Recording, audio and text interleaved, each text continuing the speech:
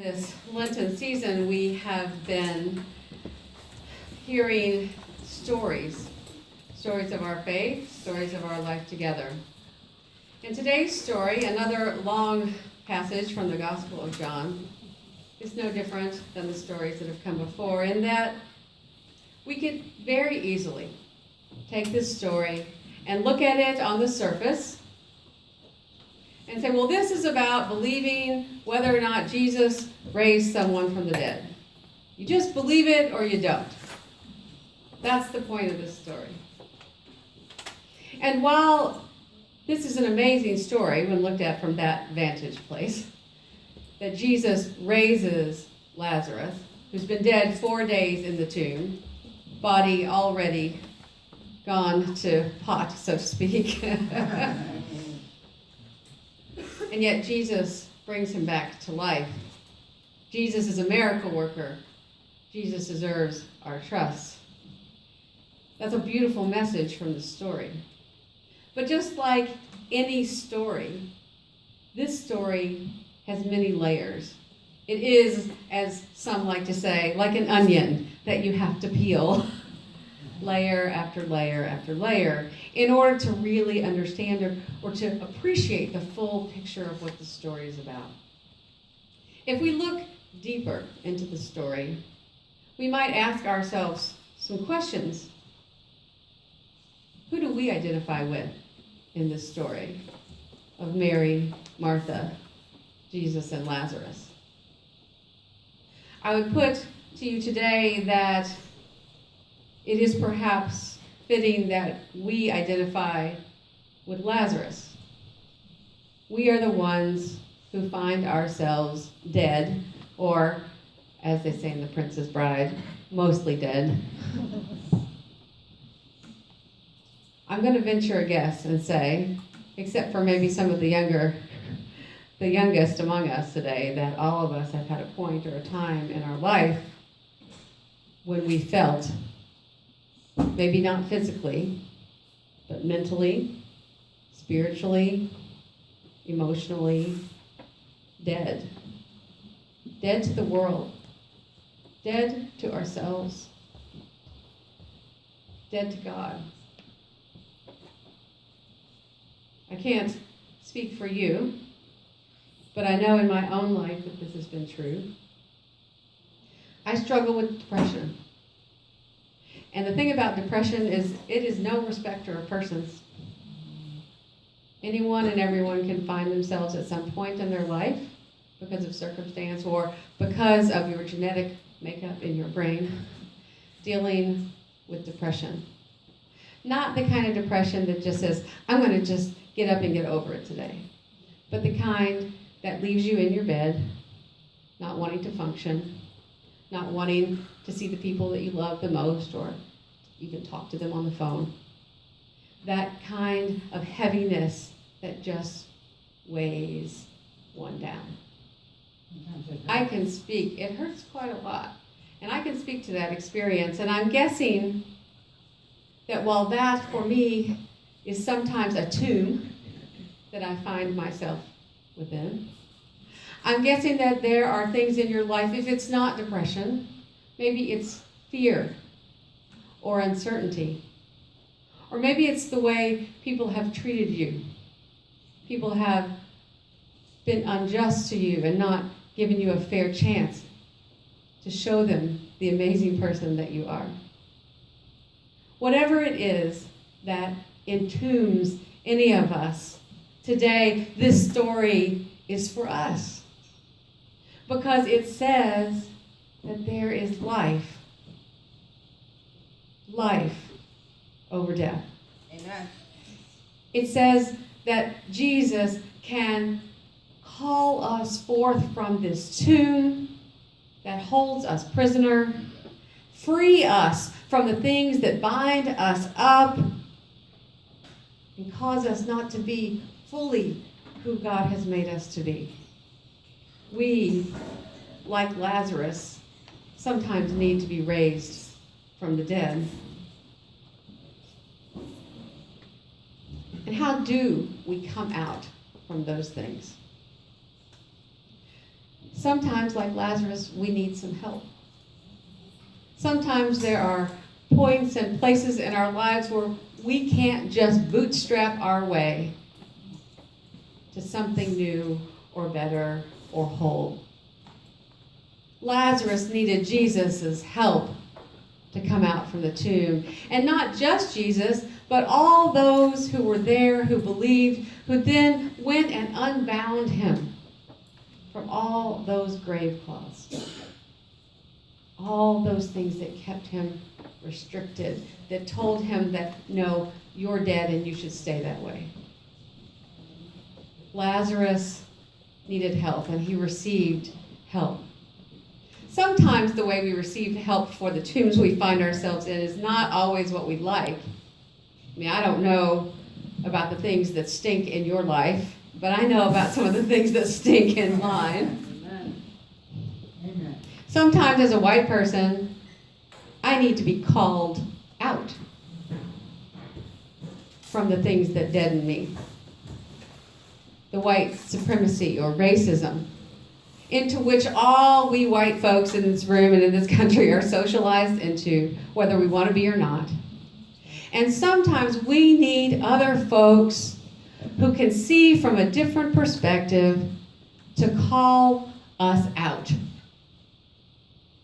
Because those kinds of community sin, if you will, those kinds of death among us systematically, those kill us too. Maybe just in slower and less seen ways. Amen. But they are a part of a death-dealing culture. And so sometimes we need other folks around us who can call us out. I just have to tell this story because this happened yesterday and I thought it was beautiful. I was at my son Aiden's basketball game, the semi-final in the tournament. Woo. Yes, everybody cheer for Aiden. Okay. And there was a point in the game in which one of the players, this was actually the game prior to Aiden's game, and one of the players on the team was just having a really hard time. He was mad. They were losing. His team was losing. And he was very angry, and he was upset at the ref, and he was upset at his teammates, and he was just upset. And you could tell he was upset if you couldn't just get it by looking at his face. As soon as he came anywhere near where, the stands, you could hear him. And he was really upset. And at some point or another, I think a technical was called, and the other player was shooting the basket, and the player who was mad was back here, the back court, and he had just plopped himself down on his behind. He wasn't going to do it anymore. And a player not in this game, a player standing on the sidelines, a player on Aiden's team, I think, looked over to him and said, "Get up. Get up. You're showing bad sportsmanship." And it was a moment that really struck me because here was one child saying to another, "No, get up.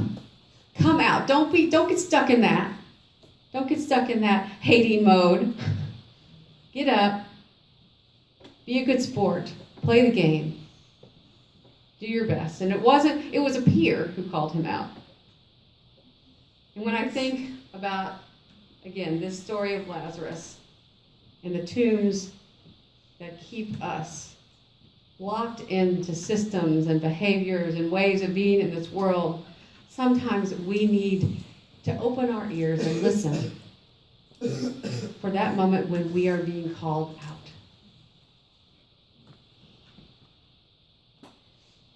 But here's the thing. There's still more to this story. In the Gospel of John, if we look at this story from a literary perspective, this is the last of Jesus' miracles before he begins a long series of what are called farewell discourses. See, Jesus knows he's going to be crucified. And in fact, in this very story, Jesus goes back to Jerusalem. Bethany, right next door, just over the hill from Jerusalem. He's going back into the territory where the folks who have the power and the authority, the folks who want to silence him, are waiting for him. And he knows it.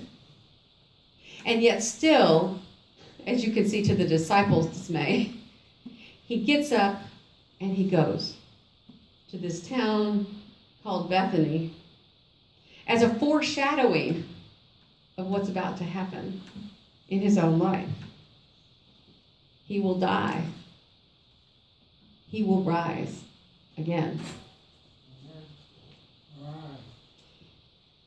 When we think about this story in its broader context, in its history of Christian understanding, we realize that this story of Jesus going back to Jerusalem to face the conflict that is before him, it is a story of his passion. It is a story of his not giving up the vision and the love and the hope and the message that God had given to him to proclaim, no matter what the circumstance. And so in John, it is this moment, this sign, which is the final piece that leads Jesus to Jerusalem. Because certainly after this moment, the powers that be will not let him be. They will arrest him, and they will murder him. And yet he goes. He goes anyway, knowing that this is what is to come. What does that say to us today?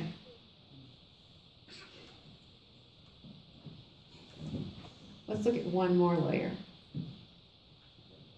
The Gospel of John was written at least 30 to 40 years after the Gospels of Luke and Matthew. And they were written later, many years later, than the Gospel of Mark.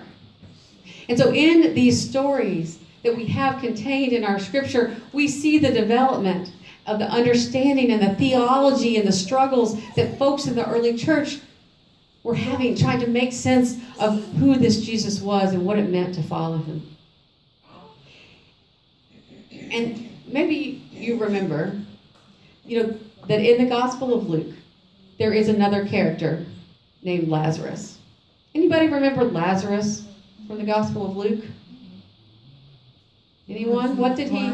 He was blind, and I think I had the story right. He was blind, and Jesus, he put a drunken touch of mud on his eye. That's a really good story, but that's not Lazarus. That's a great story. We actually read that story last week, but that's not Lazarus. It's okay. Does anybody else remember the story of Lazarus?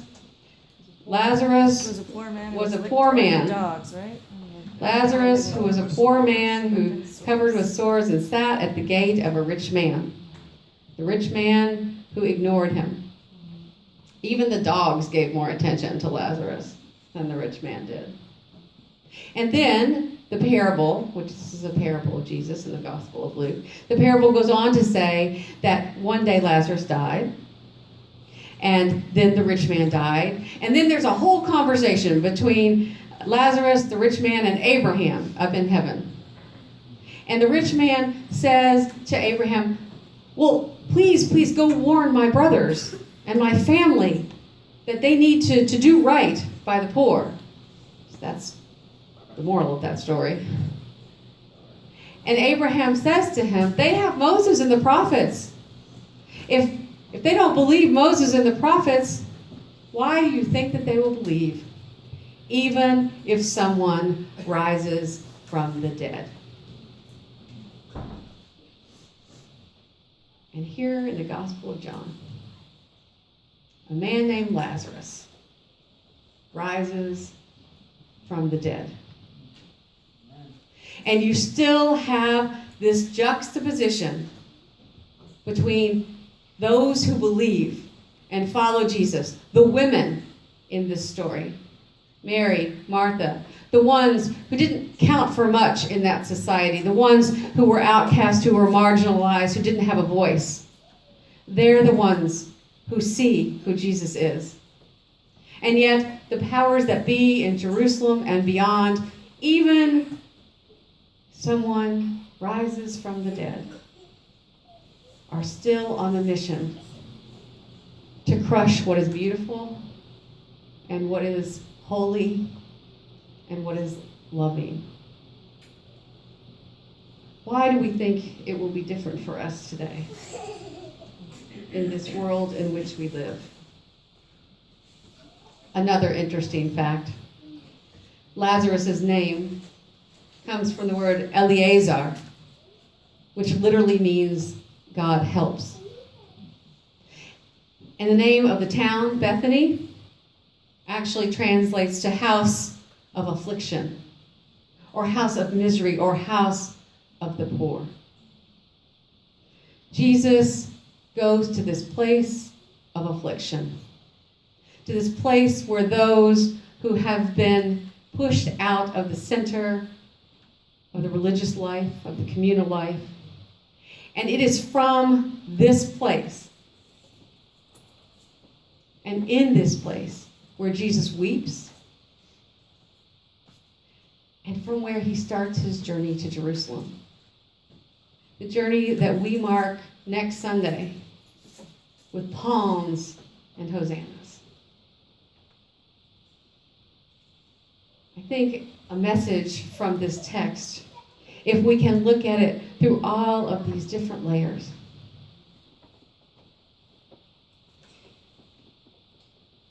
is that resurrection is resistance. Resurrection, the hope and joy of life that comes out of death, in spite of death.